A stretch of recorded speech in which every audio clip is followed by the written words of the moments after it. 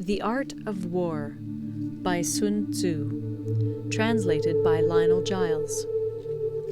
Part 9. The Army on the March.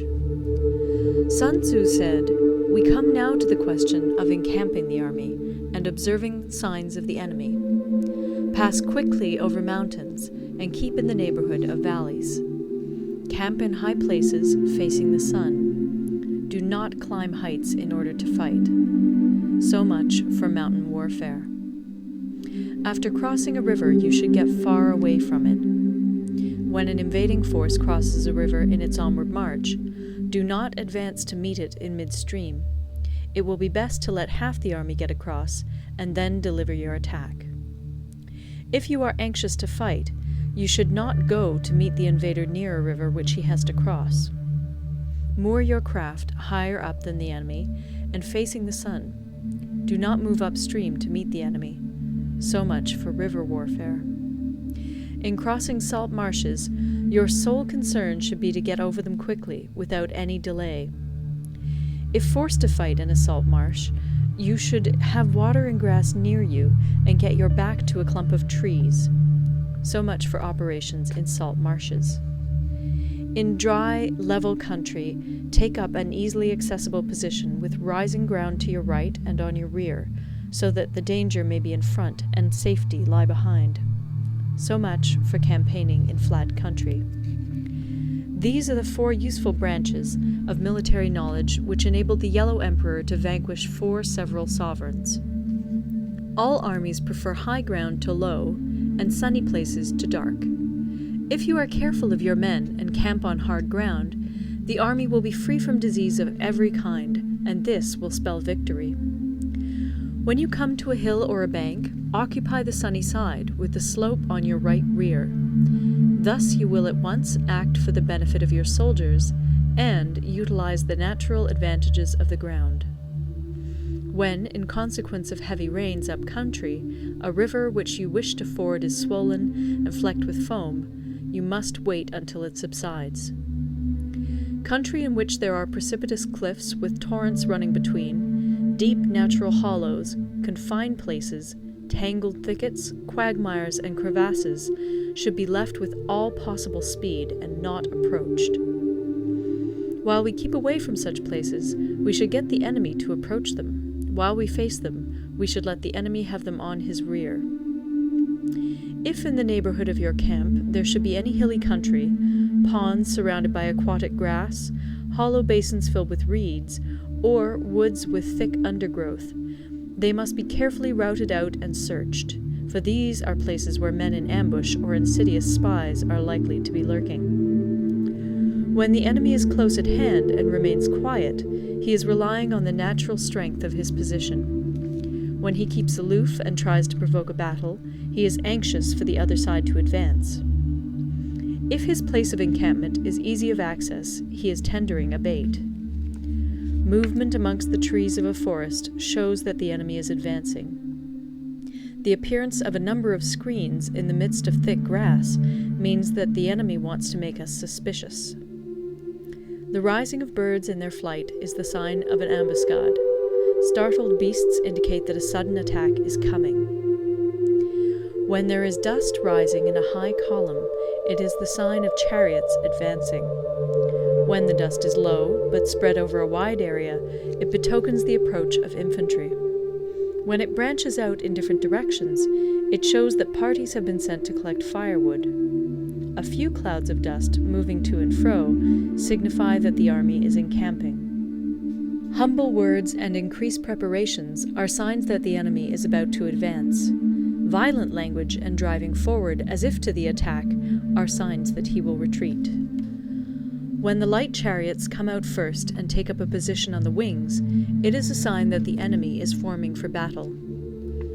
Peace proposals unaccompanied by a sworn covenant indicate a plot. When there is much running about, and the soldiers fall into rank, it means that the critical moment has come. When some are seen advancing and some retreating, it is a lure. When the soldiers stand leaning on their spears, they are faint from want of food.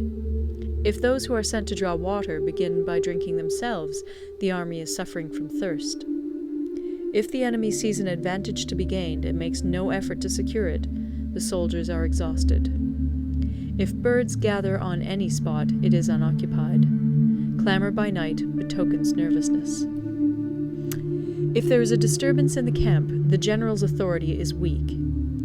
If the banners and flags are shifted about, sedition is afoot. If the officers are angry, it means that the men are weary.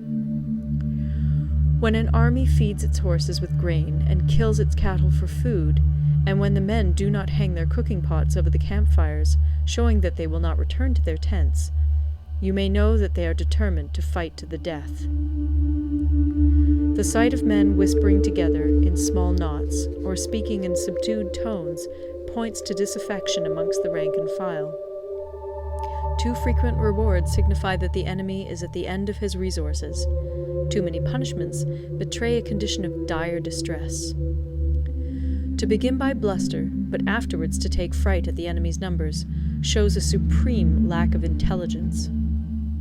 When envoys are sent with compliments in their mouths, it is a sign that the enemy wishes for a truce.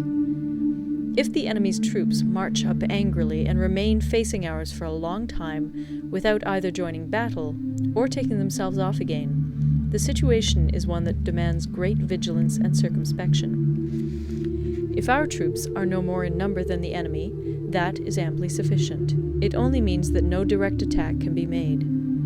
What we can do is simply to concentrate all our available strength, keep a close watch on the enemy, and obtain reinforcements. He who exercises no forethought, but makes light of his opponents, is sure to be captured by them. If soldiers are punished before they have grown attached to you, they will not prove submissive. And, unless submissive, they will be practically useless. If, when the soldiers have become attached to you, punishments are not enforced, they will still be useless. Therefore, soldiers must be treated in the first instance with humanity, but kept under control by means of iron discipline. This is a certain road to victory. If, in training soldiers, commands are habitually enforced, the army will be well disciplined. If not, its discipline will be bad. If a general shows confidence in his men, but always insists on his orders being obeyed, the gain will be mutual. End of Part 9. Part 10. Terrain. Sun Tzu said, we may distinguish 6 kinds of terrain, to wit, 1. Accessible ground, 2. Entangling ground, 3. Temporizing ground, 4. Narrow passes, 5. Precipitous heights, 6. Positions at a great distance from the enemy. Ground which can be freely traversed by both sides is called accessible. With regard to ground of this nature, be before the enemy in occupying the raised and sunny spots, and carefully guard your line of supplies. Then you will be able to fight with advantage. Ground which can be abandoned but is hard to reoccupy is called entangling. From a position of this sort, if the enemy is unprepared, you may sally forth and defeat him. But if the enemy is prepared for your coming, and you fail to defeat him, then, return being impossible, disaster will ensue. When the position is such that neither side will gain by making the first move, it is called temporizing ground. In a position of this sort, even though the enemy should offer us an attractive bait, it will be advisable not to stir forth, but rather to retreat, thus enticing the enemy in his turn. Then, when part of his army has come out, we may deliver our attack with advantage.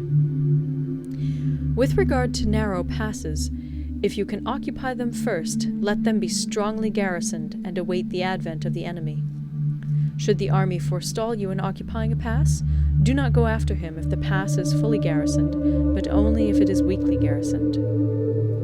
With regard to precipitous heights, if you are beforehand with your adversary, you should occupy the raised and sunny spots, and there wait for him to come up. If the enemy has occupied them before you, do not follow him, but retreat, and try to entice him away. If you are situated at a great distance from the enemy, and the strength of the two armies is equal, it is not easy to provoke a battle, and fighting will be to your disadvantage. These 6 are the principles connected with earth. The general who's attained a responsible post must be careful to study them. Now, an army is exposed to 6 several calamities, not arising from natural causes, but from faults for which the general is responsible. These are 1. Flight, 2. Insubordination, 3. Collapse, 4. Ruin, 5. Disorganization, 6. Rout. Other conditions being equal, if one force is hurled against another 10 times its size, the result will be the flight of the former. When the common soldiers are too strong and their officers too weak, the result is insubordination. When the officers are too strong and the common soldiers too weak, the result is collapse. When the higher officers are angry and insubordinate, and on meeting the enemy give battle on their own account from a feeling of resentment, before the commander-in-chief can tell whether or not he is in a position to fight, the result is ruin. When the general is weak and without authority, when his orders are not clear and distinct, when there are no fixed duties assigned to officers and men, and the ranks are formed in a slovenly, haphazard manner, the result is utter disorganization. When a general, unable to estimate the enemy's strength, allows an inferior force to engage a larger one, or hurls a weak detachment against a powerful one, and neglects to place picked soldiers in the front rank, the result must be rout. These are 6 ways of courting defeat, which must be carefully noted by the general who has attained a responsible post. The natural formation of the country is the soldier's best ally, but a power of estimating the adversary, of controlling the forces of victory, and of shrewdly calculating difficulties, dangers, and distances, constitutes the test of a great general. He who knows these things, and in fighting puts his knowledge into practice, will win his battles. He who knows them not, nor practices them, will surely be defeated. If fighting is sure to result in victory, then you must fight, even though the ruler forbid it. If fighting will not result in victory, then you must not fight even at the ruler's bidding. The general who advances without coveting fame, and retreats without fearing disgrace, whose only thought is to protect his country and do good service for his sovereign, is the jewel of the kingdom. Regard your soldiers as your children, and they will follow you into the deepest valleys. Look upon them as your own beloved sons, and they will stand by you even unto death. If, however, you are indulgent, but unable to make your authority felt, kind-hearted, but unable to enforce your commands, and incapable, moreover, of quelling disorder, then your soldiers must be likened to spoilt children. They are useless for any practical purpose. If we know that our own men are in a condition to attack, but are unaware that the enemy is not open to attack, we have gone only halfway towards victory. If we know that the enemy is open to attack, but are unaware that our own men are not in a condition to attack, we have gone only halfway towards victory. If we know that the enemy is open to attack, and also know that our men are in a condition to attack, but are unaware that the nature of the ground makes fighting impracticable, we have still only gone halfway towards victory. Hence the experienced soldier, once in motion, is never bewildered. Once he has broken camp, he is never at a loss. Hence the saying, if you know the enemy and know yourself, your victory will not stand in doubt. If you know heaven and know earth, you may make your victory complete. End of Part 10.